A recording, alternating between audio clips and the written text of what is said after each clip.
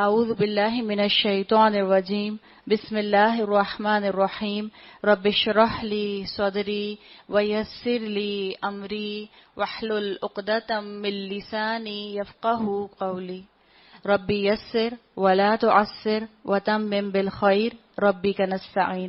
اللہ تعالی ہمارے کام کو ہمارے لیے آسان بنا دیں اور ہمارا خاتمہ جو ہے وہ ایمان پر کریں۔ جو اللہ سے ڈرتا ہے وہ کسی سے نہیں ڈرتا، اور جو اللہ سے نہیں ڈرتا وہ سب سے ڈرتا ہے۔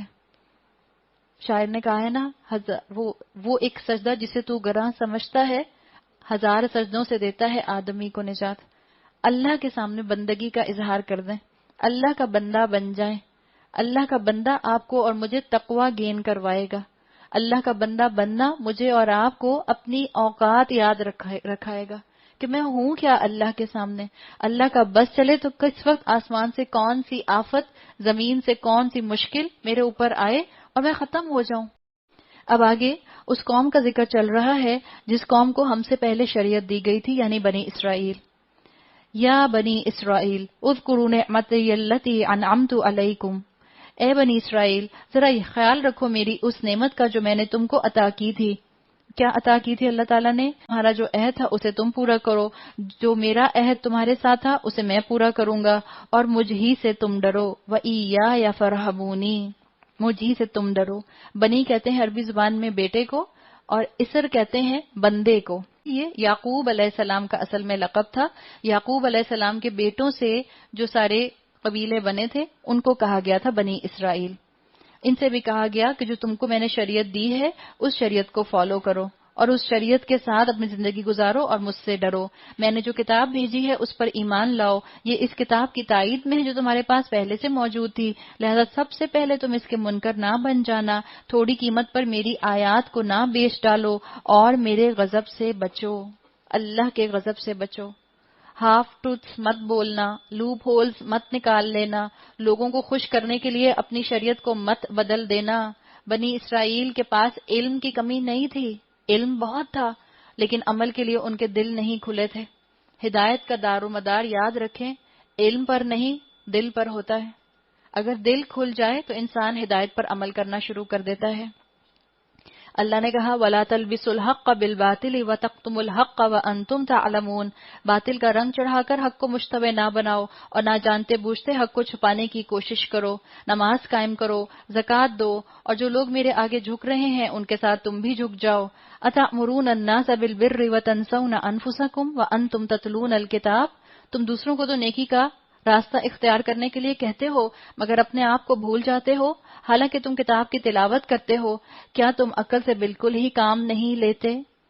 اے بنی اسرائیل، یاد کرو میری اس نعمت کو جس سے میں نے تمہیں نوازا تھا، اور اس بات کو کہ میں نے تمہیں دنیا کی ساری قوموں پر فضیلت عطا کی تھی، اور ڈرو اس دن سے کہ جب کوئی کسی کے ذرا کام نہ آئے گا، نہ کسی کی طرف سے سفارش قبول ہوگی، نہ کسی کو فدیہ لے کر چھوڑا جائے گا، اور نہ مجرموں کو کہیں سے مدد مل سکے گی۔ یاد کرو وہ وقت جب ہم نے تم کو فرعونیوں کی غلامی سے نجات بخشی، انہوں نے تمہیں سخت عذاب میں مبتلا کر رکھا تھا، تمہارے لڑکوں کو ذبح کرتے تھے اور تمہاری لڑکیوں کو زندہ رہنے دیتے تھے، اس حالت میں تمہارے رب کی طرف سے تمہاری بڑی آزمائش تھی۔ اللہ تعالیٰ نے ان پر یہ ایگزام ڈالا۔ اسکالرز کہتے ہیں اللہ چاہتا تو اللہ بنی اسرائیل کا مکمل جینوسائیڈ کروا دیتا، مکمل ختم ہو جاتے، لیکن ان کی عورتوں کو زندہ رکھا، ان کی نسل کو آگے چلانا تھا۔ ایک وجہ یہ تھی، دوسرا اسکالرز کہتے ہیں اس کی ایک وجہ یہ ہے کہ عورت تربیت کرتی ہے، اللہ نے عورتوں کو تربیت کے لیے سلامت رکھا۔ ابھی بھی اللہ کو اس قوم سے امید تھی کہ اس قوم میں اور لوگ ایسے آئیں گے جن کو اگر اچھی تربیت مل جائے تو یہ قوم جو ہے آگے جا کر اپنے معاملات کو درست کر سکتی ہے۔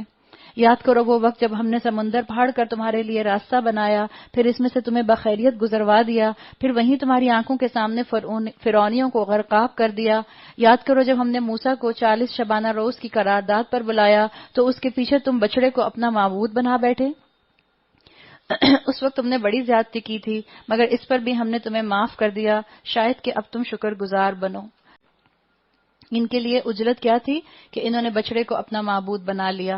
یاد کرو ٹھیک اس وقت جب تم یہ ظلم کر رہے تھے، ہم نے موسیٰ کو کتاب اور فرقان عطا کی تاکہ تم اس کے ذریعے سے سیدھا راستہ پا سکو۔ یاد کرو موسیٰ یہ نعمت لیے ہوئے پلٹا تو اس نے اپنی قوم سے کہا کہ لوگوں تم نے بچڑے کو معبود بنا کر اپنے اوپر سخت ظلم کیا ہے، لہذا تم لوگ اپنے خالق کے حضور توبہ کرو اور اپنی جانوں کو ہلاک کرو، اسی میں تمہارے خالق کے نزدیک تمہاری بہتری ہے۔ اس وقت تمہارے خالق نے تمہاری توبہ قبول کر لی اور وہ بڑا معاف کرنے والا اور رحم فرمانے والا ہے۔ اللہ تعالیٰ مجھے اور آپ کو اس دنیا میں اس طرح رہنے کی توفیق عطا فرمائے کہ ہم اپنی نعمتوں کو بھی اللہ کی راہ میں، حق کی راہ میں استعمال کر سکیں، اور ہم بنی اسرائیل والے مائنڈ سیٹ پر نہ رہیں کہ ہمارا حال یہ ہو جائے too many doubts too many appetites, یہ ہمارا حال نہ ہو جائے، شک کا شکار ہم نہ ہوں۔ یاد کرو جب تم نے موسیٰ سے کہا تھا کہ ہم تمہارے کہنے کا ہرگز یقین نہیں کریں گے۔ یہ بنی اسرائیلیوں کا خاص مرض، شک کی بیماری، ہر وقت کوسچن مارک بنے رہتے تھے۔ ہر آزمائش کے بعد اللہ ان کو مہلت دیتا تھا کہ شاید کہ یہ ہدایت پر آ جائیں، لیکن ان کا شک ان کو ہدایت پر نہیں آنے دیتا تھا۔ کیا کہا انہوں نے؟ یاد کرو جب تم نے موسیٰ سے کہا تھا کہ ہم تمہارے کہنے کا ہرگز یقین نہ کریں گے جب تک اپنی آنکھوں سے اعلانیہ اللہ کو تم سے کلام کرتے ہوئے نہ دیکھ لیں۔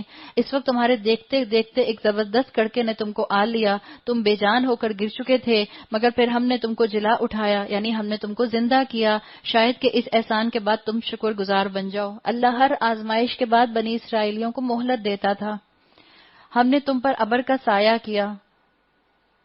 یہاں پر تقریباً روایات میں آتا ہے کہ یہ 6 لاکھ کے قریب بنی اسرائیلی تھے جو صحرائے سینا میں تھے، ان کے لیے اللہ تعالیٰ نے کہا کہ ہم نے تم پر ابر کا سایہ کیا، من و سلوہ کی غذا تمہارے لیے فراہم کی، اور تم سے کہا کہ جو پاک چیزیں ہم نے تمہیں بخشی ہیں انہیں کھاؤ، مگر تمہارے اسلاف نے جو کچھ کیا یعنی ناشکری، وہ ہم پر ان کا ظلم نہ تھا بلکہ انہوں نے آپ اپنے اوپر ظلم کیا۔ اللہ تعالیٰ نے ان کو کامیابی کے آداب سکھائے کہ جب تمہیں کامیابی ملے اور تم فلاں بستی میں داخل ہو تو عاجزی کے ساتھ جانا، اکڑ کر مت جانا۔ اللہ کا دین قائم کرنا، اس کے لیے تمہیں قربانیاں چاہیے ہوں گی۔ ہم تمہاری خطاؤں سے درگزر کریں گے اور نیکوکاروں کو مزید فضل و کرم سے نوازیں گے، مگر جو بات ان سے کہی گئی تھی ظالموں نے اسے بدل کر کچھ اور کر دیا۔ آخرکار ہم نے ظلم کرنے والوں پر آسمان سے عذاب نازل کیا، یہ سزا تھی ان نافرمانیوں کی جو وہ کر رہے تھے۔